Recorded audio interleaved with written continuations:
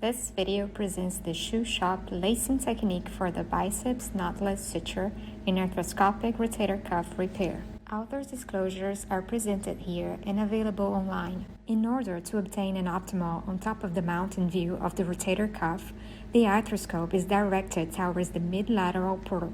Also, an additional working portal is established anteriorly.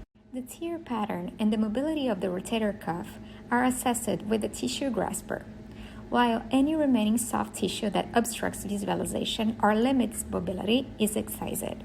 In this case, we have a massive lesion of the rotator cuff with a weak anterior margin. The non-viable tissue is removed and the margins of the tear are cleaned using a tissue biter and a shaver in preparation for repair.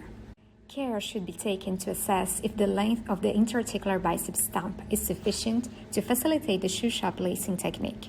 Once satisfied with the arthroscopy evaluation and preparation, using a scorpion suture passer, a single permanent suture tape is first passed in the distal lateral part of the long head of the biceps tendon together with the anterior cuff margin to stabilize these two structures during the procedure. In this case, the tape passes from the bursal to the articular side and then it is docked in the anterior portal. The free suture tape tip is then loaded in the scorpion suture passer, and then it's pushed proximally, diagonally, and posteriorly, and then passed from the articular to the bursal side into the posterior cuff margin. Attention should be paid if delamination and different cuff layers are present. The suture tape is retrieved and reloaded.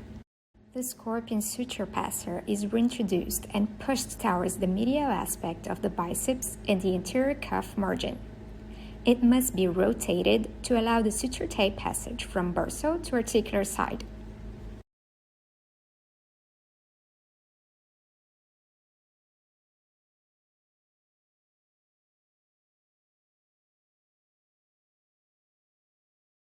As you can see, care should be taken to avoid the wrong tape crossing. After retrieval and reloading, the suture tape is passed from the articular to the bursal side through the posterior margin, lateral to the previous passage.